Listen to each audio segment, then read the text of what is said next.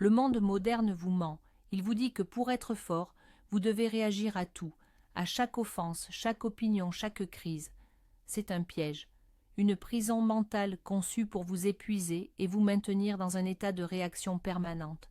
Mais la vérité, une vérité que seule une minorité d'hommes comprend vraiment, est que le véritable pouvoir ne réside pas dans la réaction, mais dans le contrôle de cette réaction. Dans cette vidéo, nous allons déconstruire ce mythe. Nous allons explorer un concept que les stoïciens maîtrisaient il y a 2000 ans, mais qui est aujourd'hui plus pertinent que jamais, l'indifférence sélective. Ce n'est pas un simple conseil de développement personnel, c'est un code de conduite pour l'élite intellectuelle, un principe qui distingue l'homme maître de son destin de celui qui est esclave des circonstances. C'est l'art de devenir une forteresse émotionnelle. Avant de commencer, écrivez dans les commentaires. Quel est le drame le plus inutile qui a absorbé votre énergie cette semaine? Votre réponse est la première étape pour reprendre le contrôle. Regardez autour de vous, le smartphone vibre sans cesse, notifications, emails, messages, l'opinion d'un inconnu sur Internet, la plainte d'un collègue, le drame familial qui ne vous concerne pas directement. Votre attention est la ressource la plus précieuse que vous ayez et tout, absolument tout, se bat pour en voler un morceau. Cette surcharge constante ne vous rend pas plus informé ou plus connecté. Elle vous rend plus faible, plus réactif, plus anxieux. Vous devenez une marionnette dont les fils sont tirés par des événements extérieurs, des opinions volatiles et les émotions des autres. C'est l'état par défaut de l'homme du XXIe siècle, un état de servitude volontaire au chaos. Le stoïcisme moderne, et plus particulièrement le principe de l'indifférence sélective, n'est pas une fuite de cette réalité. C'est une stratégie de combat. C'est l'arme qui vous permet de naviguer dans cette tempête d'informations et de stimuli, non pas en subissant, mais en choisissant. En choisissant où investir votre énergie mentale, où diriger votre concentration, et surtout ce qui a le droit de troubler votre paix intérieure. Commençons par démanteler une idée fausse. L'indifférence sélective n'est pas de l'apathie. L'homme apathique ne se soucie de rien. Il est passif, détaché, souvent cynique. Il a abandonné le jeu. L'homme qui pratique l'indifférence sélective, lui, est tout le contraire. Il est intensément engagé, mais uniquement envers ce qui compte.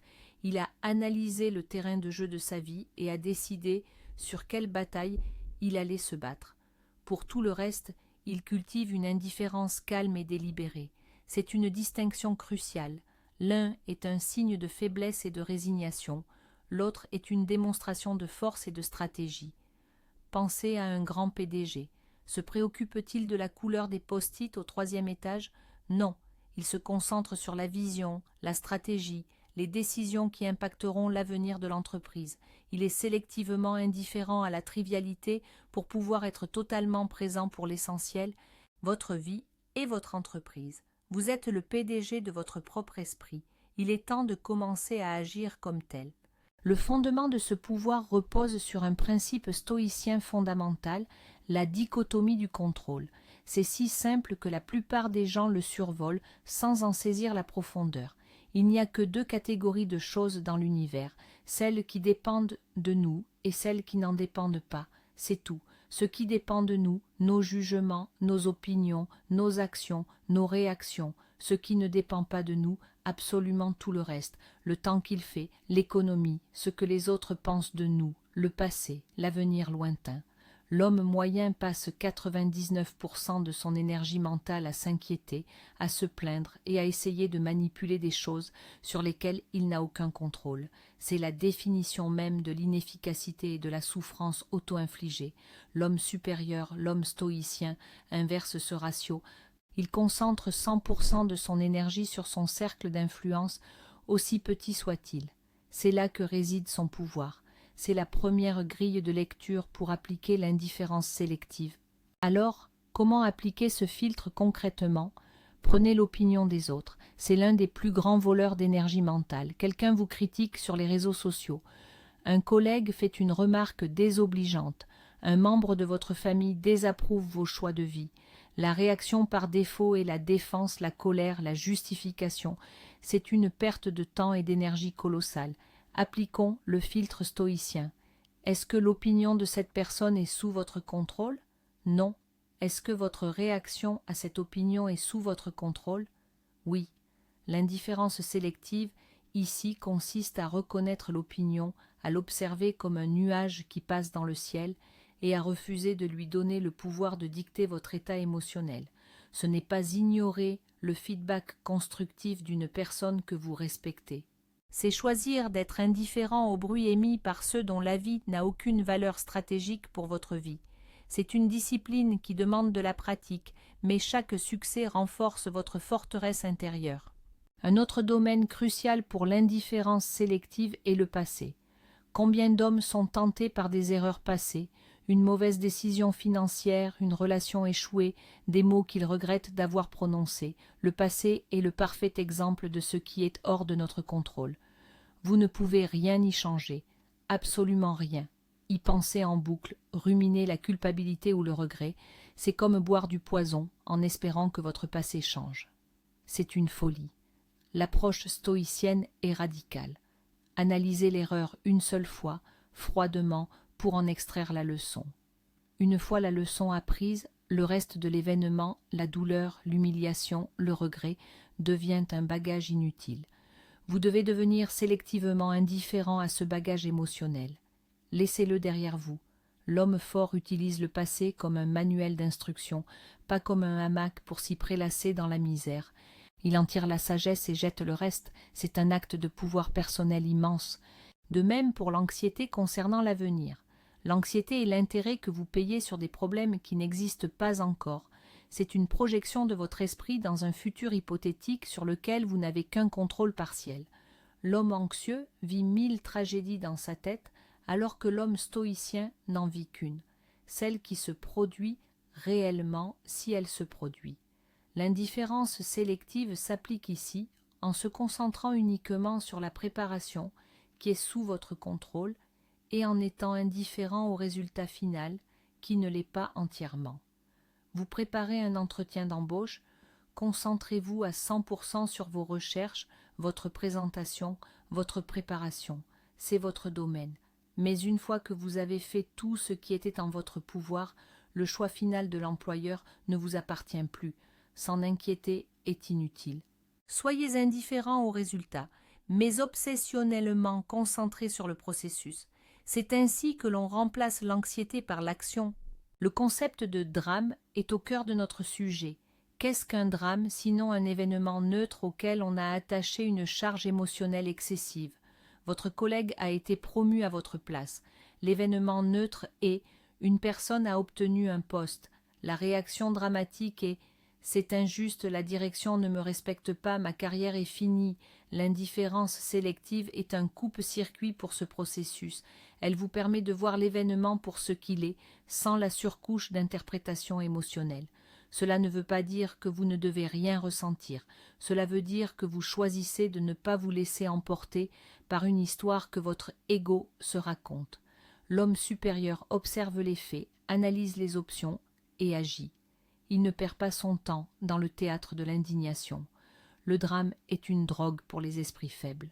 Votre objectif est le sevrage complet. Devenez un observateur clinique des événements de votre propre vie. L'un des plus grands bénéfices de cette pratique est la conservation de l'énergie mentale. Votre capacité à vous concentrer, à prendre des décisions et à exercer votre volonté est une ressource finie. Chaque fois que vous vous engagez dans un débat stérile sur Internet, que vous vous mettez en colère contre un conducteur imprudent ou que vous vous inquiétez pour quelque chose qui n'arrivera probablement jamais, vous dépensez cette précieuse énergie.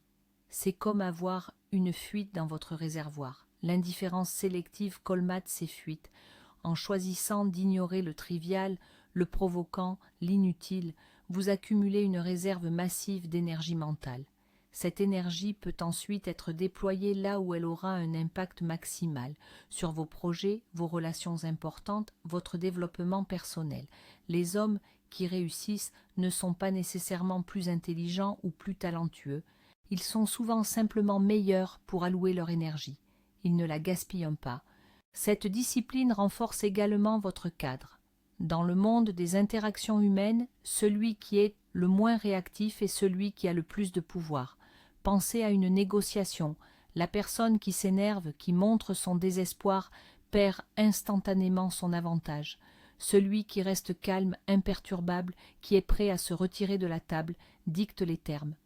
L'indifférence sélective à l'égard de l'issue finale est une superpuissance dans ce contexte.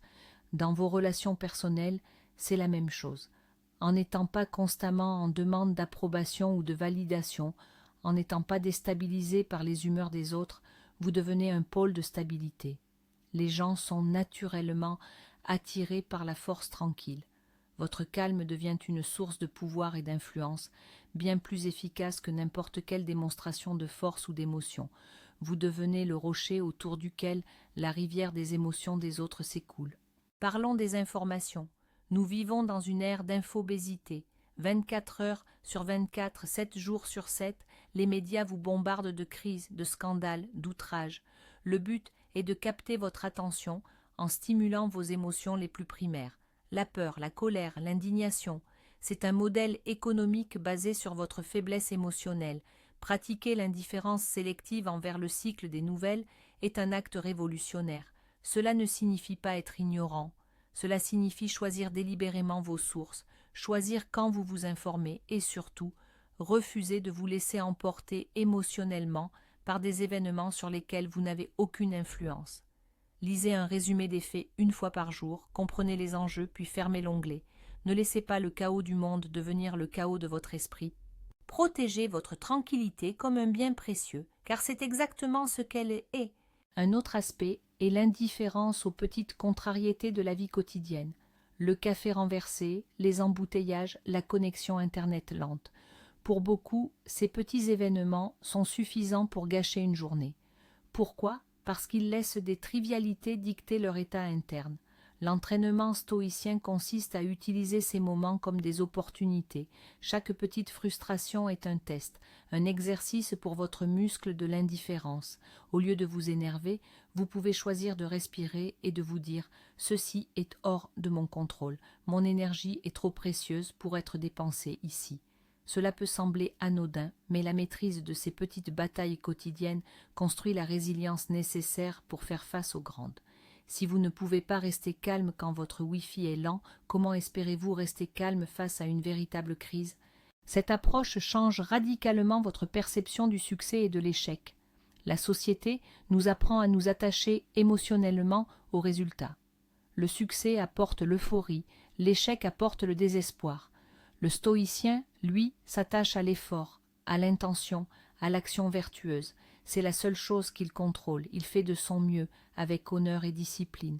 Le résultat, qu'il soit un succès ou un échec aux yeux du monde, est traité avec une certaine indifférence. Si c'est un succès, il l'accepte sans arrogance, sachant que des facteurs externes y ont contribué. Si c'est un échec, il l'accepte sans désespoir, sachant qu'il a fait tout ce qui était en son pouvoir. Cette posture vous libère de la peur de l'échec. Elle vous permet de prendre des risques calculés, d'être audacieux, car votre estime de vous-même n'est plus liée au résultat, mais à la qualité de vos actions. Comment commencer à construire ce muscle mental ? Par la pratique de l'inconfort volontaire. Les stoïciens pratiquaient régulièrement de petits exercices pour se durcir. Prendre une douche froide, jeûner pendant une journée, dormir sur le sol. Le but n'est pas le masochisme. Le but est de vous prouver à vous-même que vous pouvez supporter l'inconfort, que votre bien-être ne dépend pas des conditions extérieures. En vous exposant volontairement à de petites doses de difficultés, vous devenez indifférent à de plus grands inconforts involontaires. Vous apprenez que le confort matériel est agréable, mais pas nécessaire à votre paix intérieure. C'est une façon de vacciner votre esprit contre l'adversité. Quand la vraie crise arrivera, vous ne serez pas un novice. Vous serez un vétéran de l'inconfort prêt et stable. L'indifférence sélective s'applique aussi à la possession matérielle. La société de consommation est conçue pour vous faire croire que votre bonheur dépend de votre prochain achat. La nouvelle voiture, la dernière montre, le gadget à la mode. C'est une course sans fin qui vous maintient dans un état de désir et d'insatisfaction permanent.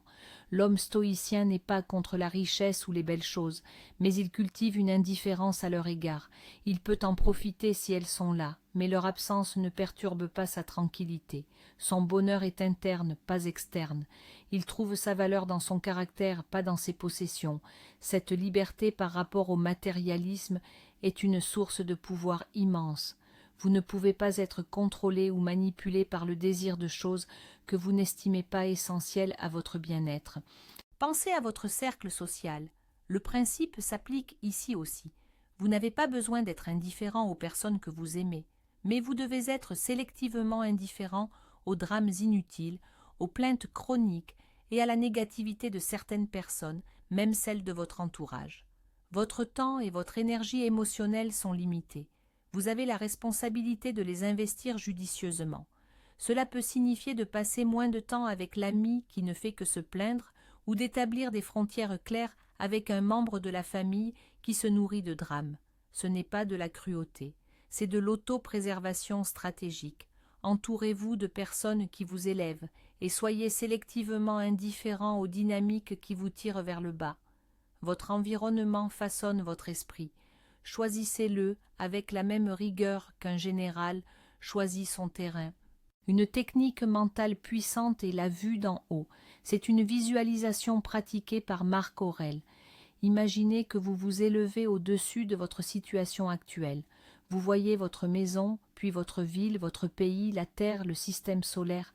De ce point de vue cosmique, à quel point votre problème actuel est-il important ? Cette dispute avec votre partenaire, cette erreur au travail, cette critique en ligne, tout cela devient incroyablement petit, insignifiant. Cet exercice ne vise pas à minimiser vos problèmes, mais à les mettre en perspective. Il brise l'emprise émotionnelle que les problèmes immédiats ont sur vous. Il vous rappelle que vous faites partie de quelque chose de bien plus grand. Pratiquer cette vue d'en haut régulièrement vous rendra sélectivement indifférent à la tyrannie de l'urgence et du présent. L'indifférence sélective est aussi une arme contre la manipulation. Les manipulateurs, qu'ils soient narcissiques ou simplement toxiques, se nourrissent de vos réactions émotionnelles. Votre colère, votre frustration, votre culpabilité sont leur carburant. Lorsque vous leur opposez une indifférence calme et factuelle, vous les privez de leur pouvoir. C'est la technique dite de la pierre grise. Vous devenez aussi ennuyeux et non réactif qu'un caillou gris. Ils ne peuvent pas s'accrocher à vous. Ils ne peuvent pas vous déstabiliser. En refusant de participer à leur jeu dramatique, vous gagnez par forfait. C'est une forme de self-défense psychologique de très haut niveau. Vous ne vous abaissez pas à leur niveau. Vous rendez simplement le terrain de jeu stérile pour leur tactique. Cela demande une honnêteté radicale avec soi-même. Vous devez vous demander, est-ce que je suis secrètement accro au drame ? Pour beaucoup de gens, le drame est une distraction. Il leur donne une excuse pour ne pas se concentrer sur leurs propres problèmes, leurs propres objectifs. Se plaindre, s'indigner, participer au commérage, tout cela peut donner un faux sentiment d'importance et de connexion. L'indifférence sélective exige que vous renonciez à cette drogue émotionnelle. Vous devez trouver votre validation et votre but à l'intérieur de vous, dans vos actions et vos progrès, et non dans le bruit extérieur. C'est un chemin plus difficile, plus solitaire au début, mais c'est le seul qui mène à une force authentique et durable. Soyez honnête, quel vide le drame remplit-il dans votre vie ? L'un des paradoxes de cette approche est que moins vous vous souciez de l'approbation des autres, plus vous l'obtenez. Les gens sont instinctivement attirés par l'authenticité et la force intérieure. L'homme qui vit selon ses propres principes, qui n'est pas dévié de sa trajectoire par chaque opinion ou chaque mode, dégage une aura de confiance et de solidité. Il n'a pas besoin de l'approbation des autres, et c'est précisément pour cela qu'il l'obtient. C'est l'inverse de l'homme en demande, qui cherche constamment la validation et qui, par conséquent, est souvent perçu comme faible. En cultivant une indifférence sélective à l'égard du jugement externe, vous ne devenez pas un paria. Vous devenez un leader, un point de référence.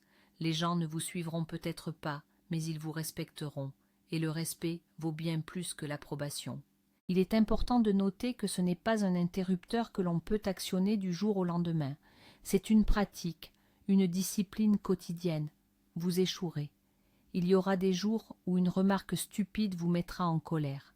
Il y aura des moments où vous vous surprendrez à ruminer sur le passé. Ce n'est pas grave, l'important n'est pas la perfection, mais la trajectoire. Chaque fois que vous prenez conscience que vous avez perdu votre calme pour une chose insignifiante, vous avez une opportunité de réajuster. Ne vous jugez pas. Observez simplement et ramenez doucement votre esprit à ce qui est sous votre contrôle. Chaque répétition renforce le muscle, c'est un entraînement à vie, et chaque jour vous devenez un peu plus fort, un peu plus calme, un peu plus libre. La maîtrise n'est pas la destination, c'est le chemin. Et, en fin de compte, l'indifférence sélective est l'expression ultime de la liberté personnelle. La liberté n'est pas la capacité de faire tout ce que l'on veut. C'est la capacité de ne pas être forcé de faire ce que l'on ne veut pas, y compris sur le plan émotionnel. C'est refuser de laisser les événements extérieurs et les personnes toxiques dicter votre état intérieur. C'est vous qui décidez ce qui a de la valeur. C'est vous qui décidez ce qui mérite une réponse. Vous devenez le gardien de votre propre citadelle intérieure.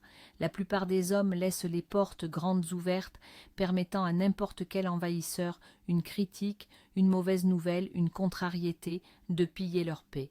Vous, en maîtrisant ce principe, vous vous tenez à la porte. Vous examinez chaque chose qui se présente et vous demandez « Est-ce digne de mon attention ?»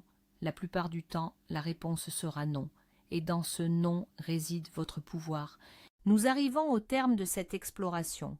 Si vous ne devez retenir qu'une seule chose, que ce soit celle-ci, votre pouvoir ne réside pas dans votre capacité à réagir à tout, mais dans votre capacité disciplinée à choisir de ne pas réagir. L'indifférence sélective n'est pas une absence d'émotion, c'est la plus haute forme de maîtrise émotionnelle. C'est l'art de garder votre énergie pour le champ de bataille que vous avez choisi, et non pour les escarmouches que le monde vous impose. Vous n'êtes plus une feuille emportée par le vent du chaos, vous êtes le rocher. Le drame et le bruit se brisent contre vous, mais vous restez intact, concentré sur votre mission. C'est cela, être un homme de substance à l'ère de la distraction. Merci d'avoir investi votre temps avec nous.